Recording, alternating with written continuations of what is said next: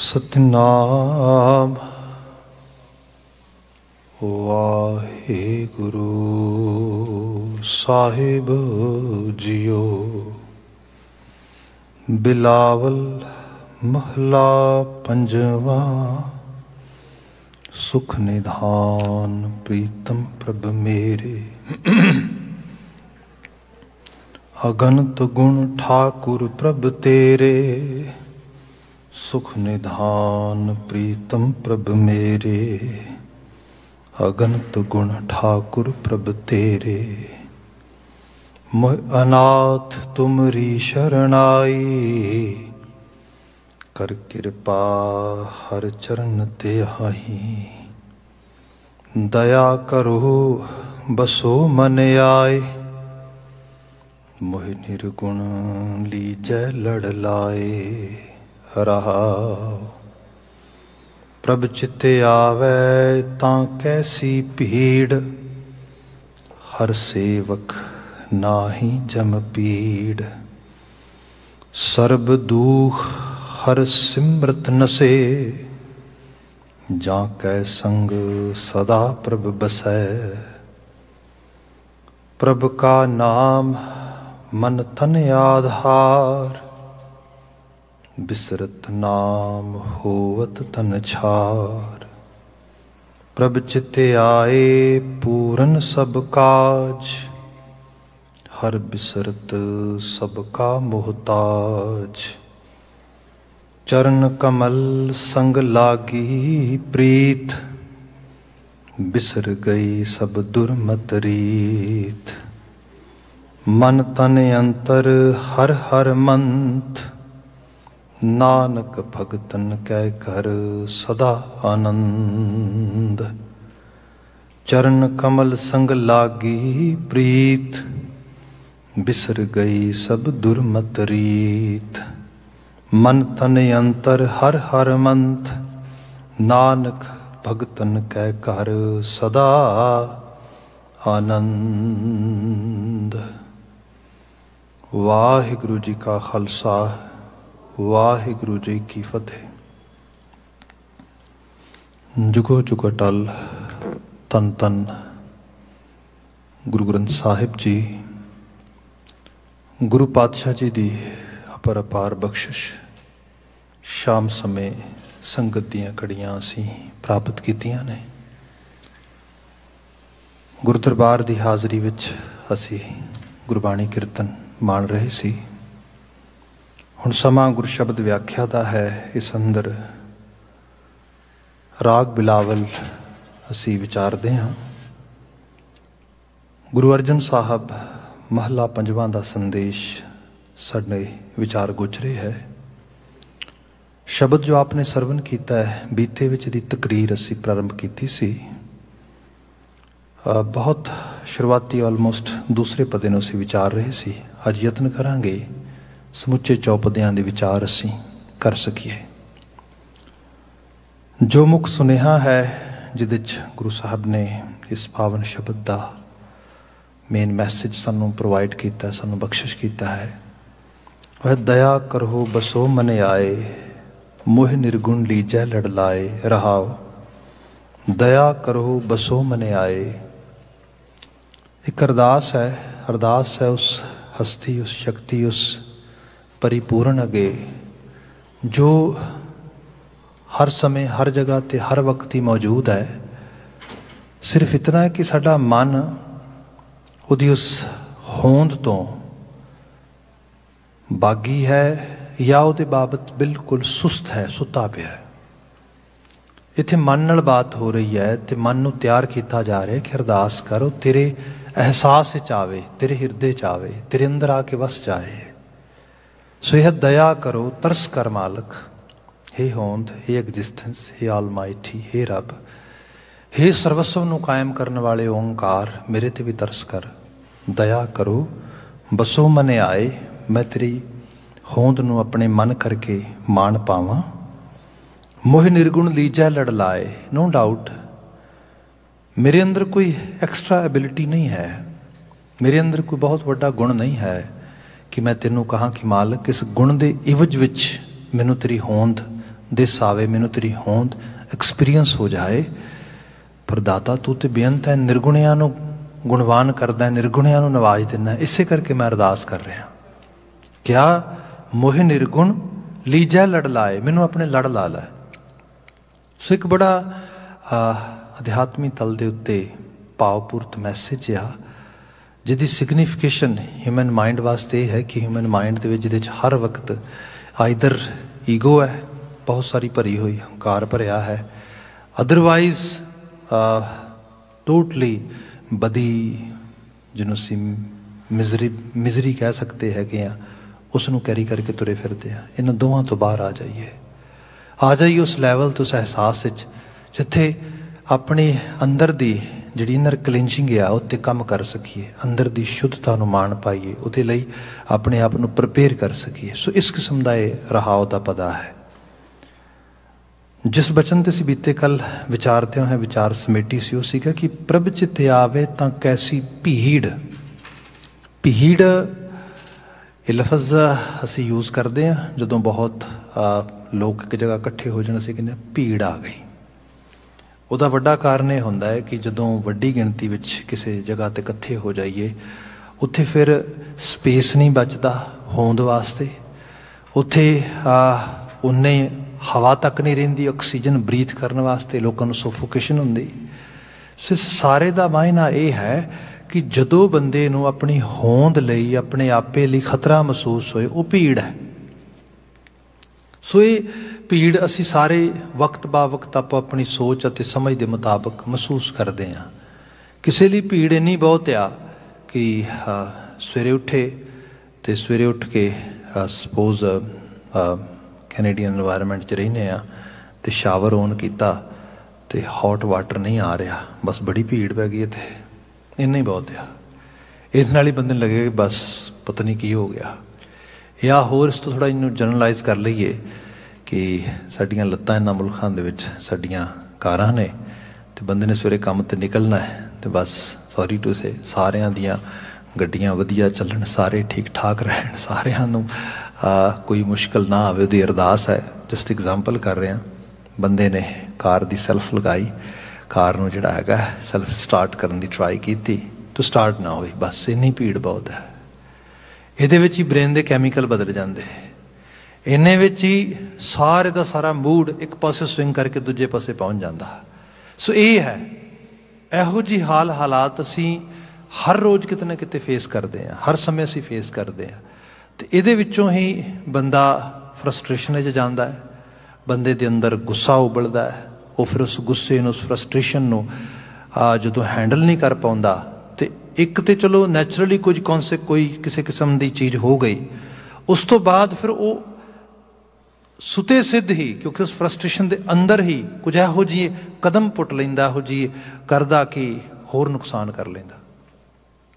हुण इस रूप में जिहड़ियां चीज़ां ने इस सारे तो बचा इको रूप विच आ कि बंदा ये महसूस करे कि एक आदर की कायनात है, तो इहदे च अनसर्टनटी चीज़ां दे विच तब्दीली ना वाजिब ना चाहिए हुई स्थितियां साडे आले दुआले हमेशा रहणगियां। जिवें भगत फरीद जी दे असीं शब्दां नूं पढ़दे हां तो रब दे निज़ाम नूं समझाउंदे सानूं, किवें समझाउंदे, क्या कमाल दा मैटाफोर तुसीं देखदे हो उहदे च जदों सुरजीत करदे ने, जदों पोर्ट्रेट करदे ने, कहिंदे दरियावे कन्ने बगुला बैठा केल करे।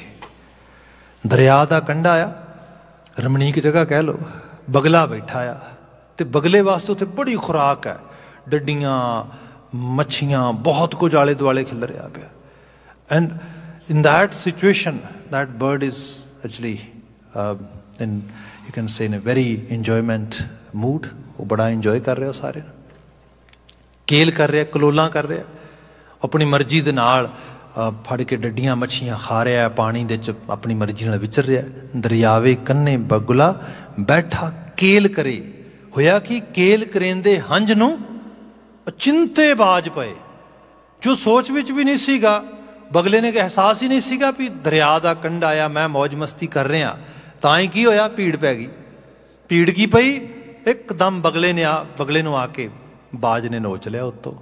हुण जदों बाज ने नोचिया तो ਬੰਦਾ ਤੇ ਡੈਫੀਨੇਟਲੀ ਕੰਪਲੇਨ ਕਰੇਗਾ ਨਾ ਵੀ ਕਿੱਡੀ ਮਾੜੀ ਗੱਲ ਹੋਈ, ਦੇਖੋ ਇਹਦੇ 'ਚ ਬਾਜ ਕਸੂਰਵਾਰ ਆ, ਇਹ ਬਗਲਾ ਇਨੋਸੈਂਟ ਸੀਗਾ। ਸਾਡੀ ਦੁਨੀਆ ਇਹ ਕਹਿੰਦੀ ਹੈ ਇਸ ਤਰੀਕੇ ਨਾਲ, ਪਰ ਬਾਬਾ ਫਰੀਦ ਜੀ ਨੂੰ ਡਿਫਰੈਂਟ ਲੈਵਲ 'ਤੇ ਐਗਜ਼ਾਮਪਲ ਜਿਹੜਾ ਐਕਸਪਲੇਨ ਕਰਦੇ, ਉਹ ਕਹਿੰਦੇ ਨਾ, ਇਹ ਮਦਰ ਨੇਚਰ ਦਾ ਲਾ ਆ, ਇੱਥੇ ਜੀਆਂ ਕਾ ਆਹਾਰ ਜੀ, ਇਹ ਕਰਤਾਰੀ ਕੁਦਰਤ ਵਿੱਚ ਇਹ ਰੰਗ ਪਿਆ ਹੋਇਆ ਇਸ ਰੂਪ ਵਿੱਚ, ਇਹ ਪੋਸੀਬਿਲਿਟੀ ਹੈ।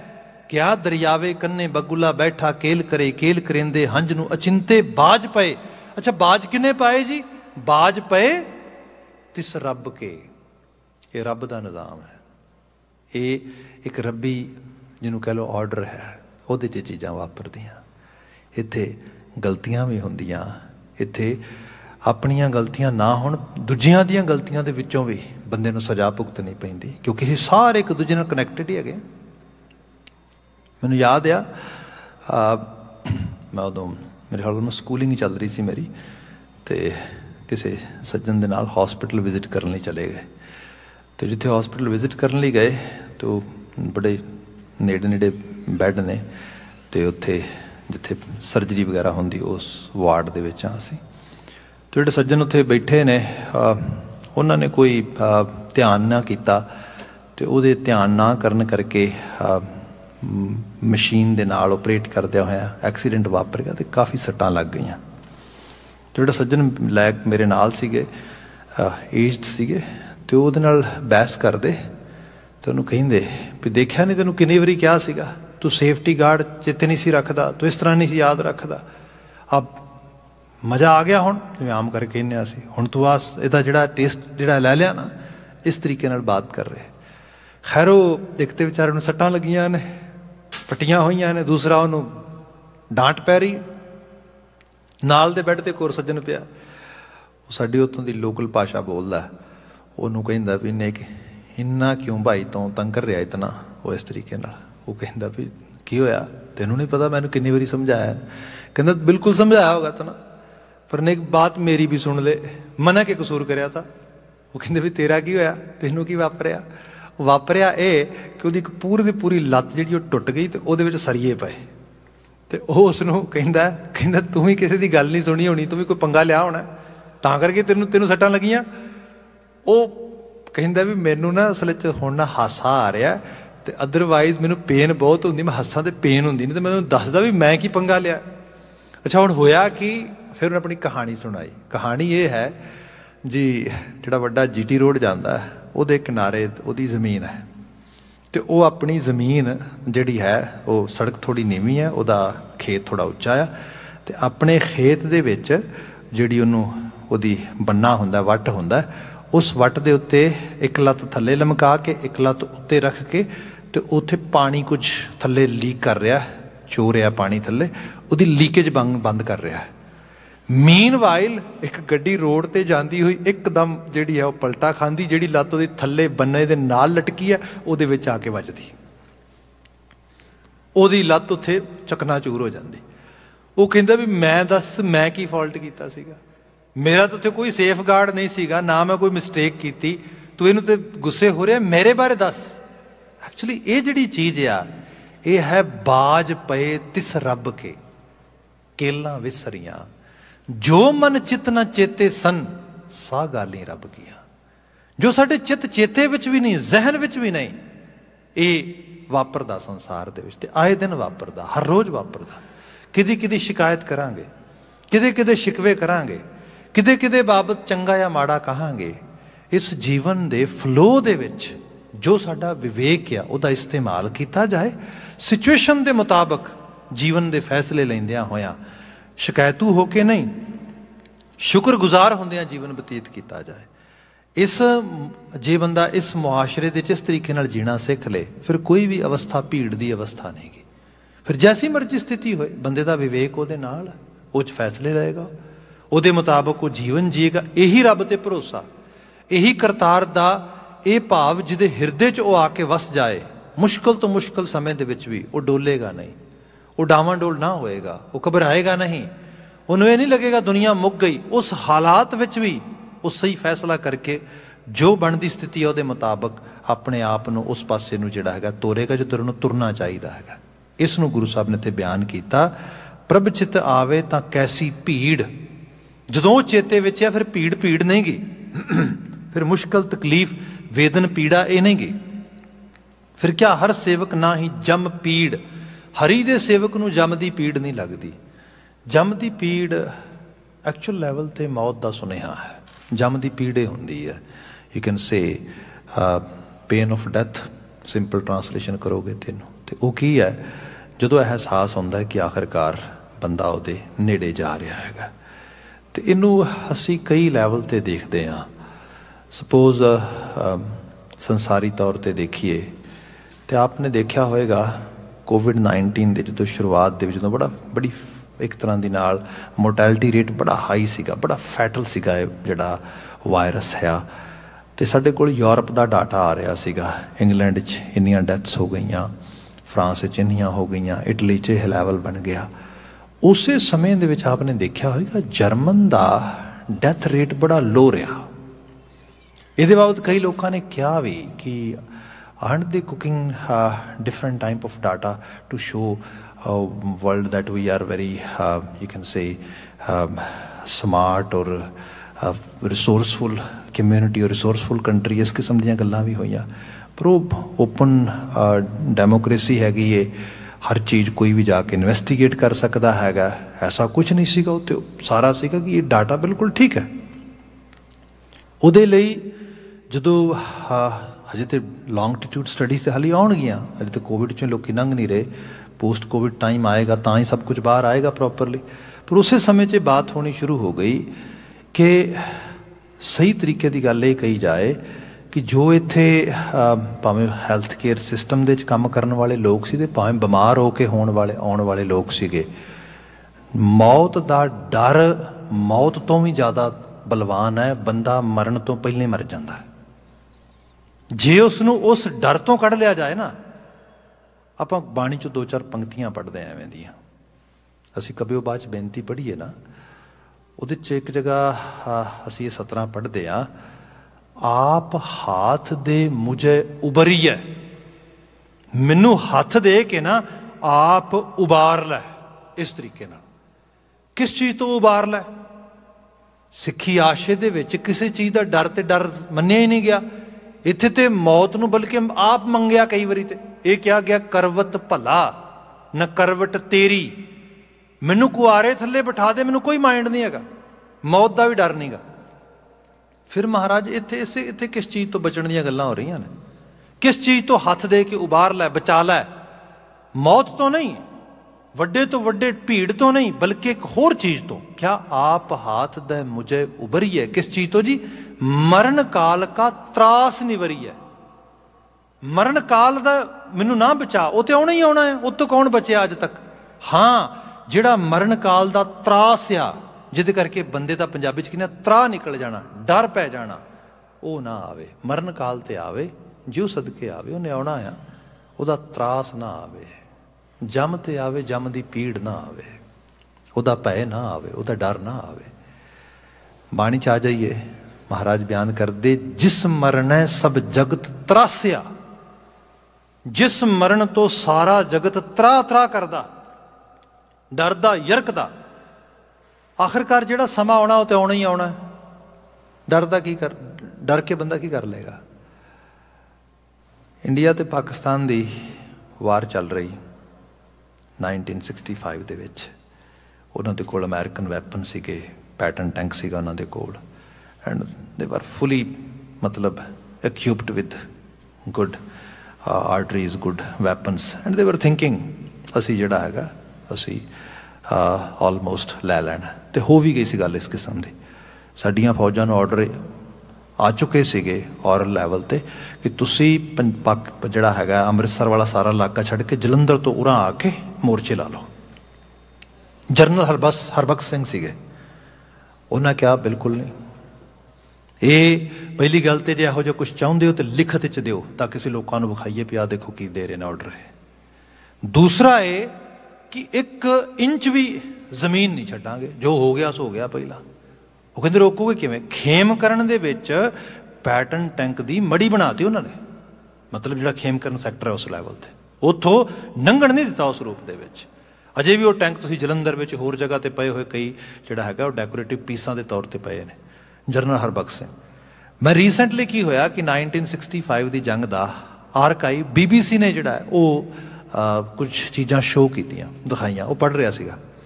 ਹੁਣ ਜਨਰਲ ਹਰਬਖਸ਼ ਸਿੰਘ ਆ, ਜਨਰਲ ਲੈਵਲ ਦਾ ਬੰਦਾ ਆ, ਮਤਲਬ ਏਡੇ ਵੱਡੇ ਅਹੁਦੇ ਦਾ ਬੰਦਾ ਆ। ਉਹਦੇ ਥੱਲੇ ਕਿੰਨੇ ਕਮਾਂਡਰ ਨੇ, ਕਿੰਨੇ ਉਹਦੇ ਥੱਲੇ ਲੈਫਟੀਨੈਂਟ ਨੇ, ਤੇ ਫਿਰ ਥੱਲੇ ਇਨਫੈਂਟਰੀ ਦੇ ਕਿੰਨੇ ਆਫਿਸਰਸ ਨੇ ਲੜਨ ਵਾਲੇ, ਤੇ ਗਰਾਊਂਡ 'ਚ ਆਪ ਹੈ। ਗਰਾਊਂਡ 'ਚ ਕਰਦਾ ਕੀ ਉਹ ਜਾ ਕੇ, ਜਦੋਂ ਉੱਥੇ ਜਿਹੜੀ ਇਨਫੈਂਟਰੀ ਲੜ ਰਹੀ ਹੈਗੀ ਹੈ, ਜੋ ਸਾਰੇ ਫਰੰਟ ਦੇ ਉੱਤੇ ਸਾਰੇ ਉਹਨਾਂ ਦੇ ਮੋਰਚੇ ਲੱਗੇ, ਮੋਰਚਿਆਂ ਦੇ ਉੱਤੇ ਤੁਰਦਾ, ਉੱਤੇ ਜਿੱਥੇ ਗੰਨਾਂ ਬੀੜੀਆਂ ਹੋਈਆਂ। ਉਹ ਕਹਿੰਦੇ ਵੀ ਜਰਨਲ ਸਾਹਿਬ ਥੱਲੇ ਆ ਜਾਓ, ਕੀ ਕਰ ਰਹੇ ਹੋ, ਗੋਲੀ ਚੱਲ ਰਹੀ ਹੈ ਨਹੀਂ ਇਸ ਰੂਪ ਦੇ ਵਿੱਚ। ਹੁਣ ਦੇਖੋ ਨਾ, ਇੱਕ ਪਲੇਸ ਆ ਬੁਰਜੀ, ਤੁਸੀਂ ਗੂਗਲ ਕਰੋਗੇ ਪਤਾ ਲੱਗ ਜਾਏਗਾ ਤੁਹਾਨੂੰ, ਲਾਹੌਰ ਦੇ ਬਿਲਕੁਲ ਨਾਲ ਪੈਂਦਾ। ਇਹ ਤੇ ਉਹ ਤਾਸ਼ਕੰਦ ਜਾ ਕੇ ਸਮਝੌਤਾ ਕਰ ਲਿਆ, ਸਾਰਾ ਕੁਝ ਕਰ ਲਿਆ, ਤੇ ਉਹ ਮਿਲਟਰੀ ਵਾਪਸ ਲੈ ਆਂਦੀ। ਅਦਰਵਾਈਜ਼ ਤੇ ਲਾਹੌਰ ਦੇ ਬਿਲਕੁਲ ਨਾਲ ਪਹੁੰਚ ਗਈ ਸੀ ਫੌਜ। ਸਿੱਖ ਰੈਜੀਮੈਂਟ ਤੇ ਆਲਮੋਸਟ ਬੁਰਜੀ ਪਹੁੰਚ ਚੁੱਕੀ ਸੀ, ਬਿਲਕੁਲ ਲਾਹੌਰ ਦੇ ਨੇੜੇ, ਬਹੁਤਾ ਦੂਰ ਰਿਹਾ ਨਹੀਂ ਸੀਗਾ ਉੱਥੋਂ। ਸੋ ਇੱਕਦਮ ਜਿਹੜਾ ਫੌਜਾਂ ਵੱਧ ਰਹੀਆਂ ਉਸ ਲੈਵਲ ਤੇ ਉੱਥੋਂ ਤੱਕ ਪਹੁੰਚੀਆਂ ਪਈਆਂ। ਖੈਰ ਜਿਹੜੀ ਬੇਨਤੀ ਕਰਨ ਲੱਗਾ ਸੀਗਾ, ਉਹ 'ਚ ਹੋਇਆ ਹੈ ਕਿ ਜਨਰਲ ਹਰਬੰਸ ਸਿੰਘ ਨੂੰ ਉਹਦੇ ਫੌਜੀ ਸਿਪਾਹੀ, ਉਹਦੇ ਅਫਸਰ ਦੂਜੇ ਕਹਿ ਰਹੇ ਜਨਰਲ ਸਾਹਿਬ ਥੱਲੇ ਆ ਜਾਓ, ਪਤਾ ਤੁਹਾਨੂੰ ਉੱਤੇ ਗੋਲੀ ਚੱਲ ਰਹੀ ਹੈ। ਤੇ ਜਨਰਲ ਸਾਹਿਬ ਇੱਕੋ ਜਵਾਬ ਦਿੰਦੇ, ਕਹਿੰਦੇ ਗੱਲ ਇਹ ਹੈ, ਬੰਦਾ ਗੋਲੀ ਨਾਲ ਨਹੀਂ ਮਰਦਾ, ਬੰਦਾ ਮਰਦਾ ਜਦੋਂ ਉਹਦੀ ਆਈ ਹੋਏ। ਤੇ ਜਦੋਂ ਆ ਗਈ ਉਦੋਂ ਭਾਵੇਂ ਥੱਲੜੇ ਤੋਂ ਥੱਲੜੇ ਜਗ੍ਹਾ ਤੇ ਵੀ ਜਾ ਕੇ ਪਹੁੰਚ ਗਿਆ ਨਾ, ਗੋਲੀ ਉੱਥੇ ਵੀ ਲੱਗ ਜਾਣੀ ਆ ਕੇ। ਇਸ ਕਰਕੇ ਮੇਰੀ ਪਰਵਾਹ ਨਾ ਕਰੋ, ਤੁਸੀਂ ਆਪਣੇ ਉੱਤੇ, ਮਤਲਬ ਤੁਸੀਂ ਦੇਖੋ ਜਿੱਥੇ ਇਹੋ ਜਿਹੀ ਸਪੀਚ ਜਰਨਲ ਕਰ ਰਿਹਾ ਹੋਏਗਾ, ਲੜਨ ਵਾਲਾ ਸਿਪਾਹੀ ਕੈਸਾ ਹੋਏਗਾ। ਇਹ ਰੂਪ ਆ ਬੰਦੇ ਨੂੰ ਮਰਨ ਤੇ ਆਉਣਾ ਹੀ ਆਉਣਾ। ਕੌਣ ਬਚਿਆ ਅੱਜ ਤੱਕ, ਪਰ ਉਹਦਾ ਤਰਾਸ ਨਾ ਆਵੇ। ਜਿੱਥੇ ਤਰਾਸ ਆ ਗਿਆ, ਡਰ ਗਿਆ, ਉਹ ਭਾਵੇਂ ਛੋਟੀ ਜਿਹੀ ਬਿਮਾਰੀ ਹੈ। ਆਪਨੇ ਇੱਕ, ਮੈਨੂੰ ਐਗਜ਼ੈਕਟਲੀ ਰਾਈਟਿੰਗ ਦਾ ਨਾਂ ਨਹੀਂ ਯਾਦ ਆ ਰਿਹਾ, ਪਰ ਇੱਕ ਰਾਈਟਿੰਗ ਹੈ ਯੂਰਪ ਦੇ ਵਿੱਚ ਬੜੀ ਮਕਬੂਲ ਰਹੀ, ਬਾਅਦ ਵਿੱਚ ਉਹਨੂੰ ਕਈ ਅਵਾਰਡ ਮਿਲੇ।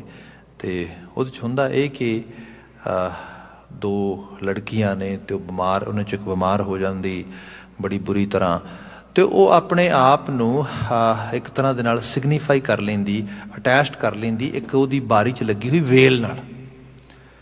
ਤੇ ਉਸ ਵੇਲ ਦਾ ਇੱਕ ਇੱਕ ਕਰਕੇ ਪੱਤਾ ਡਿੱਗੀ ਜਾਂਦਾ, ਤੇ ਰੋਜ਼ ਜਦੋਂ ਪੱਤਾ ਡਿੱਗਦਾ ਸਵੇਰੇ ਉੱਠਦੀ ਦੇਖਦੀ, ਤੇ ਉਹ ਕਹਿੰਦੀ ਕਿ ਬਸ ਮੇਰਾ ਮਰਨ ਦਾ ਟਾਈਮ ਨੇੜੇ ਆ ਗਿਆ, ਕਿਉਂਕਿ ਇੱਕ ਪੱਤਾ ਹੋਰ ਡਿੱਗ ਗਿਆ।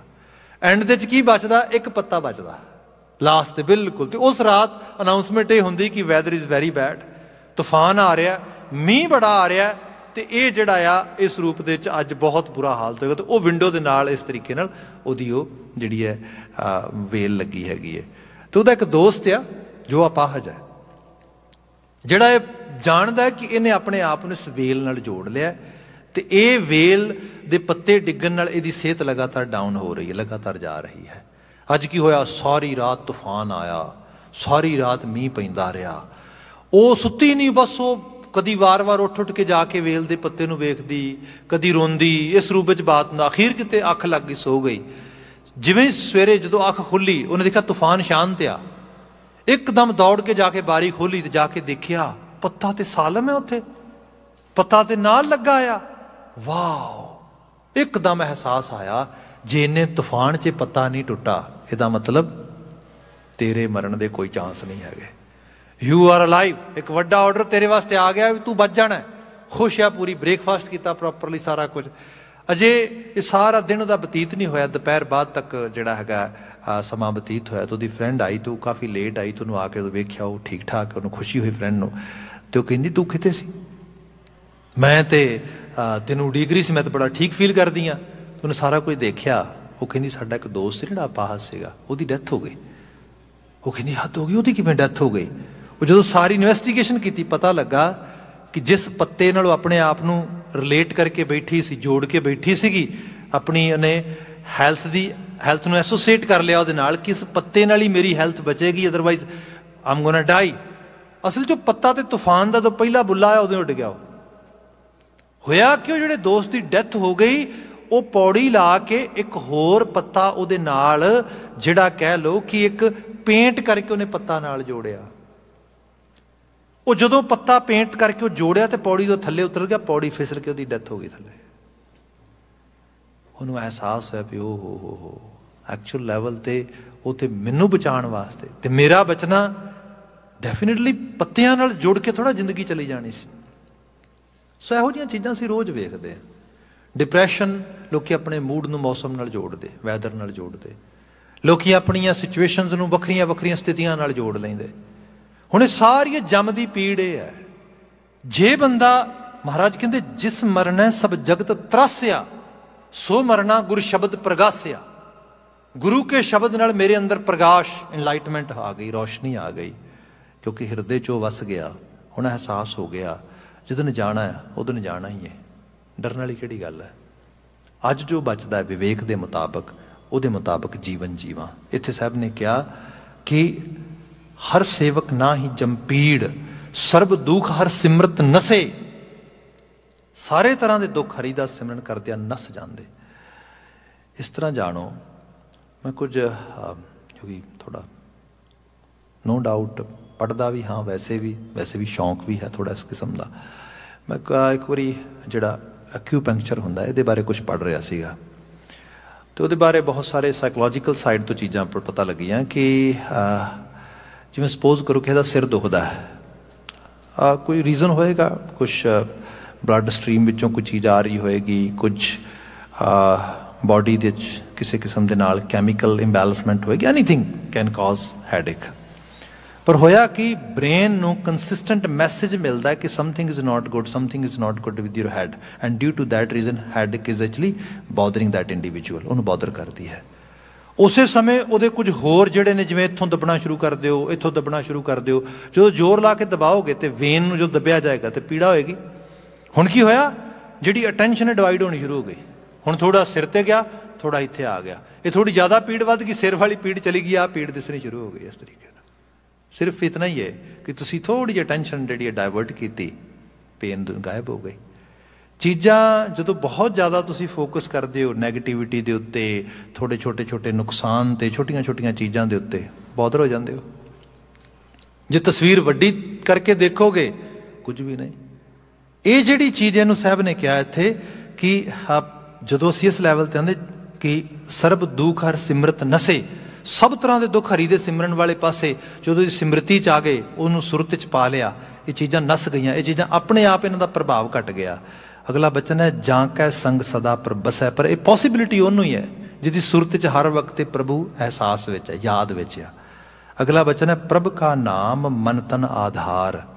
ਮਨ ਦੇ ਵੀ ਨੰਨੇ ਨੂੰ ਸਿਹਾਰੀ ਹੈ, ਤਨ ਦੇ ਨੰਨੇ ਨੂੰ ਵੀ ਸਿਹਾਰੀ ਹੈ। ਮਨ ਕਰਕੇ, ਤਨ ਕਰਕੇ ਕਿਸੇ ਚੀਜ਼ ਨੂੰ ਜੀਵਨ ਦਾ ਆਧਾਰ ਮੰਨ ਲੈਣਾ। ਆਧਾਰ ਹੁੰਦਾ ਬੇਸ। ਆਪਾਂ ਦੇਖਦੇ ਹਾਂ ਸਾਡੇ ਵਾਸਤੇ what is the base of hour life. ਸਾਨੂੰ ਫੂਡ ਚਾਹੀਦਾ, ਰੋਜ਼ ਪਾਣੀ ਚਾਹੀਦਾ ਪੀਣ ਵਾਸਤੇ, ਸੌਣ ਵਾਸਤੇ ਬਿਸਤਰਾ ਚਾਹੀਦਾ, ਬਿਲਕੁਲ ਠੀਕ ਹੈ। ਇਕੱਲਾ ਇਹ ਨਹੀਂ ਚਾਹੀਦਾ, ਸਾਨੂੰ ਐਕਸਰਸਾਈਜ਼ ਲਈ ਜਿਮ ਵੀ ਚਾਹੀਦਾ ਹੈ। ਸਾਨੂੰ ਘਰ ਦਾ ਕੰਮਕਾਰ ਕਰਨ ਵਾਸਤੇ ਜਿਹੜੇ ਹਾਊਸ ਚੋਰਸ ਵਗੈਰਾ ਨੇ, ਉਹਦੇ ਲਈ ਵੀ ਸਾਨੂੰ ਆਪਣੇ ਆਪ ਨੂੰ ਲਾਉਣਾ ਚਾਹੀਦਾ। ਜਿਹਦੇ ਜੀਵਨ ਦਾ ਆਧਾਰ ਸਿਰਫ ਖਾਣਾ ਤੇ ਸੌਣਾ ਹੋ ਜੇ, ਲੌਂਗ ਰਨ ਦੇ ਵਿੱਚ ਉਹਦੀ ਲਾਈਫ ਹੈਲ ਬਣ ਜਾਏਗੀ। ਜਿਹਦਾ ਆਧਾਰ ਇਹ ਹੈ ਵੀ ਇਕੱਲਾ ਖਾਣਾ ਨਹੀਂ ਗਾ, ਖਾਣਾ ਹਜਮ ਕਰਨ ਵਾਸਤੇ ਵੀ ਕੁਛ ਕਰਨਾ ਹੈ। ਇਕੱਲਾ ਖਾਣਾ ਨਹੀਂ, ਖਾਣਾ ਕਮਾਉਣ ਵਾਸਤੇ ਵੀ ਕੁਛ ਕਰਨਾ ਹੈ। ਇਕੱਲਾ ਇੱਥੇ ਬੰਦੇ ਦਾ ਅਲਾਈਵ ਹੋਣਾ ਐਨਫ ਨਹੀਂ ਹੈਗਾ, ਬੰਦੇ ਦਾ ਕਿਸੇ ਲੈਵਲ ਤੇ ਕੰਟਰੀਬਿਊਟ ਕਰਨਾ ਵੀ ਜ਼ਰੂਰੀ ਹੈ। ਆਧਾਰ ਬਦਲ ਰਿਹਾ ਜੀ ਹੁਣ। ਇੱਥੇ ਸਾਹਿਬ ਨੇ ਬਿਆਨ ਕੀਤਾ ਪ੍ਰਭ ਕਾ ਨਾਮ ਮਨ ਤਨ ਆਧਾਰ। ਜਿਹਦੇ ਮਨ ਵਿੱਚ, ਜਿਹਦੇ ਤਨ ਵਿੱਚ ਪ੍ਰਭੂ ਦਾ ਨਾਮ ਆਧਾਰ ਬਣਿਆ, ਭਾਵ ਉਹ ਆਪਣੀ ਸਪਿਰਿਚੁਅਲ ਲਾਈਫ ਬਾਰੇ, ਸਪਿਰਿਚੁਅਲ ਜਰਨੀ ਬਾਰੇ, ਉਹਦੇ ਬਾਰੇ ਵੀ ਐਫਰਟ ਪਾ ਰਿਹਾ ਆ। ਹੁਣ ਲੱਗਦਾ ਹੈ ਇਹ ਸਮਾਂ ਵੀ ਮੈਨੂੰ ਡਾਇਵਰਟ ਇਸ ਪਾਸੇ ਜਿਹੜਾ ਹੈਗਾ ਇਨਵੈਸਟ ਕਰਨਾ ਚਾਹੀਦਾ ਹੈ। ਉਹਦੀ ਬਾਤ ਹੋਈ ਪ੍ਰਭ ਕਾ ਸਿਮਰਨ ਮਨ ਤਨ ਆਧਾਰ, ਬਿਸਰਤ ਨਾਮ ਹੋਵਤ ਤਨ ਛਾਰ। ਤੇ ਜੇ ਚੀਜ਼ ਵਿਸਰ ਜਾਏ ਹੋਏਗਾ ਕੀ, ਹੋਵਤ ਤਨ ਛਾਰ। ਛਾਰ ਕਹਿੰਦੇ ਸਵਾਹ ਨੂੰ, ਮਤਲਬ ਰਾਖ। ਜੇ ਚੀਜ਼ ਵਸਾਰ ਦਿੱਤੀ ਫਿਰ ਜੀਵਨ ਰਾਖ ਦੇ ਬਰਾਬਰ ਆ। ਰਾਖ ਆਮ ਕਰਕੇ ਅਸੀਂ ਮਰੇ ਹੋਏ ਨੂੰ ਕਹਿੰਦੇ ਹਾਂ, ਰਾਖ ਹੋ ਗਿਆ, ਉਹ ਬੰਦਾ ਮਰ ਗਿਆ। ਬੰਦਾ ਉਹਦੀ ਹੋਂਦ ਜਿਹੜੀ ਹੈ ਨਾ ਹੋਇਆਂ ਦੇ ਬਰਾਬਰ ਹੈ। ਉਹਦੀ ਬਾਤ ਕੀਤੀ ਸਾਹਿਬ ਨੇ। ਅਗਲਾ ਵਚਨ ਲਿਖਿਆ ਪ੍ਰਭ ਚਿਤੇ ਆਏ ਪੂਰਨ ਸਭ ਕਾਜ, ਜੋ ਚੇਤੇ 'ਚ ਰਹੇ ਫਿਰ ਸਾਰੇ ਕਾਰਜ ਹੀ ਪੂਰੇ ਨੇ। ਦੇਖੋ ਕਹਿੰਦੇ ਨੇ ਜੇ ਬੰਦਾ ਸਪੋਜ਼ ਇਸ ਡਰ ਤੋਂ ਕਿ ਮੈਂ ਫੇਲ ਹੋ ਜਾਵਾਂਗਾ ਤੇ ਕੋਈ ਕੰਮ ਹੀ ਸ਼ੁਰੂ ਨਾ ਕਰੇ, ਕੰਮ ਹੀ ਨਾ ਕਰੇ, ਇਹਦਾ ਮਤਲਬ ਫੇਲ ਤੇ ਆਲਰੇਡੀ ਹੋ ਗਿਆ। ਜੇ ਐਫਰਟ ਪਾ ਕੇ ਪਾਸ ਨਾ ਵੀ ਹੋਏ, ਕਾਮਯਾਬ ਨਾ ਵੀ ਹੋਏ, ਜੇ ਫੇਲ ਵੀ ਹੋ ਜਾਏ ਤਾਂ ਐਟਲੀਸਟ ਇਸ ਗੱਲ ਦਾ ਮਲਾਲ ਤੇ ਨਹੀਂ ਵੀ ਮੈਂ ਐਫਰਟ ਨਹੀਂ ਪਾਈ। ਤੇ ਸੱਚਾਈ ਇਹ ਹੈ ਜਿਹੜਾ ਬੰਦਾ ਇਸ ਡਰ ਤੋਂ ਬਾਹਰ ਆ ਜਾਂਦਾ ਹੈ, ਉਹ ਕਹਿੰਦੇ ਨੇ ਕਿ ਉਹ ਪਾਸ ਵੀ ਹੋ ਜਾਂਦਾ ਆ। ਇੱਥੇ ਸਾਹਿਬ ਨੇ ਬਿਆਨ ਕੀਤਾ, ਜਦੋਂ ਬੰਦਾ ਪ੍ਰਭੂ ਨੂੰ ਚੇਤੇ ਕਰਕੇ, ਵਿਸ਼ਵਾਸ ਉਹਦੇ ਤੇ ਕਰਕੇ 100% ਡੈਡੀਕੇਸ਼ਨ ਨਾਲ ਕਿਸੇ ਕੰਮ ਵਾਲੇ ਪਾਸੇ ਲੱਗ ਜਾਏ, ਪ੍ਰਭ ਜਿਤੇ ਆਏ ਪੂਰਨ ਸਭ ਕਾਰਜ, ਸਾਰੇ ਹੀ ਕਾਰਜ ਪੂਰੇ ਹੋ ਜਾਂਦੇ ਨੇ। ਜੋ ਨਿਸ਼ਚਾ ਕੀਤਾ ਉਹ ਪ੍ਰਾਪਤ ਹੋ ਗਿਆ। ਹਰ ਬਿਸਰਤ ਸਭ ਕਾ ਮੁਹਤਾਜ। ਤੇ ਜੇ ਵਿਸਾਰੋਗੇ ਇਹਨੂੰ, ਫਿਰ ਸਭ ਦੀ ਮੁਹਤਾਜੀ ਹੈ, ਡਿਪੈਂਡੈਂਸੀ ਜਿਹਨੂੰ ਅਸੀਂ ਕਹਿੰਦੇ ਹਾਂ। ਪੈਰ ਪੈਰ ਤੇ ਲੋਕਾਂ ਨੂੰ ਅਸੀਂ ਦੇਖਦੇ ਹਾਂ ਸਰੂਪ ਦੇ ਵਿੱਚ, ਉਹ ਵਿਚਾਰੇ ਆਪਣੇ ਜੀਵਨ ਵਿੱਚ ਕਿਤੇ ਵੀ ਨਹੀਂ ਪਹੁੰਚਦੇ, ਆਲੇ ਦੁਆਲੇ ਤੇ ਡਿਪੈਂਡ ਹੋ ਕੇ ਚਲੇ ਜਾਂਦੇ ਨੇ।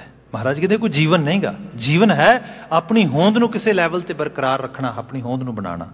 ਬਿਲਕੁਲ ਅੰਤਲੇ ਪਦੇ ਨੇ ਇਹਦੇ, ਚਰਨ ਕਮਲ ਸੰਗ ਲਾਗੀ ਪ੍ਰੀਤ, ਫਿਰ ਕਿਆ ਹੈ ਅਕਾਲ ਪੁਰਖ ਵਾਹਿਗੁਰੂ, ਤੇਰੀ ਹੋਂਦ ਨੂੰ ਦਰਸਾਉਣ ਵਾਲਾ ਗਿਆਨ ਮੇਰੇ ਵਾਸਤੇ ਕੌਲ ਦੇ ਫੁੱਲ ਦੀ ਤਰ੍ਹਾਂ ਆ, ਸੁਗੰਧੀ ਦੇਣ ਵਾਲਾ, ਬੜਾ ਮੁਲਾਇਮ ਹੈ, ਖੁਸ਼ਬੂਦਾਰ ਹੈ, ਮੈਂ ਉਹਦਾ ਭੌਰਾ ਬਣਨਾ ਚਾਹੁੰਦਾ। ਕਿਆ ਚਰਨ ਕਮਲ ਸੰਗ ਲਾਗੀ ਪ੍ਰੀਤ, ਬਿਸਰ ਗਈ ਸਭ ਦੁਰਮਤ ਰੀਤ। ਜਿਵੇਂ ਭੌਰਾ ਆ, ਭੌਰੇ ਨੂੰ ਸਾਰੀ ਮੈਲ ਕੋਈ ਅਪੀਲ ਨਹੀਂ ਕਰਦੀ, ਜਿੰਨੀ ਮਰਜ਼ੀ ਗੰਦਗੀ ਹੈ, ਮੱਖੀ ਹੈ ਉਹ ਗੰਦਗੀ 'ਚ ਭੱਜਦੀ ਹੈ। ਜਦੋਂ ਭੌਰਾ ਆ ਗਿਆ, ਭੌਰਾ ਕਹਿੰਦੇ ਨੇ ਮੈਂ ਤਾਂ ਫੁੱਲ ਦੀ ਖੁਸ਼ਬੂ ਲੈਣੀ ਹੈ। ਸਾਡੀ ਬਿਰਤੀ ਹੈ ਸੰਸਾਰ ਦੇ ਵਿੱਚ, ਨਾ ਤੇ ਕੂੜ ਖਤਮ ਹੋਣਾ, ਨਾ ਇੱਥੇ ਕਿਸੇ ਕਿਸਮ ਦੀ ਜਿਹੜੀ ਹੈ ਬਦੀ ਖਤਮ ਹੋਣੀ ਹੈ। ਇਹ ਸਭ ਚੀਜ਼ਾਂ ਰਹਿਣਗੀਆਂ, ਪਰ ਤੁਹਾਡੀ ਬਿਰਤੀ ਜਦੋਂ ਭੌਰੇ ਵਾਲੀ ਬਣ ਗਈ, ਫਿਰ ਤੁਸੀਂ ਸਿੱਧੇ ਕੌਲ ਦੇ ਫੁੱਲ ਕੋਲ ਜਾਓਗੇ। ਸਾਹਿਬ ਕਹਿੰਦੇ ਕਿ ਬਿਸਰ ਗਈ ਸਭ ਦੁਰਮਤ ਰੀਤ, ਮਨ ਤਨ ਅੰਤਰ ਹਰ ਹਰ ਮੰਤ। ਮਨ ਕਰਕੇ, ਤਨ ਕਰਕੇ, ਹਿਰਦੇ ਆਤਮਾ ਦੇ ਵਿੱਚ ਪ੍ਰਭੂ ਦਾ ਮੰਤਰ, ਜਿਹੜਾ ਅਸਲ ਸਿਮਰਨ ਦਾ ਪੱਖ ਹੈ, ਉਹ ਆ ਗਿਆ। ਨਾਨਕ ਭਗਤਨ ਕਹਿ ਕਰ ਸਦਾ ਆਨੰਦ। ਹੈ ਨਾਨਕ ਕਹਿ, ਜੋ ਭਗਤ ਬਣਿਆ ਨਹੀਂ, ਉਹਦੇ ਹਿਰਦੇ ਘਰ 'ਚ ਸਦੀਵ ਕਾਲੀ ਆਨੰਦ ਅਵਸਥਾ ਉਸੇ ਵਕਤ ਬਣ ਜਾਏਗੀ।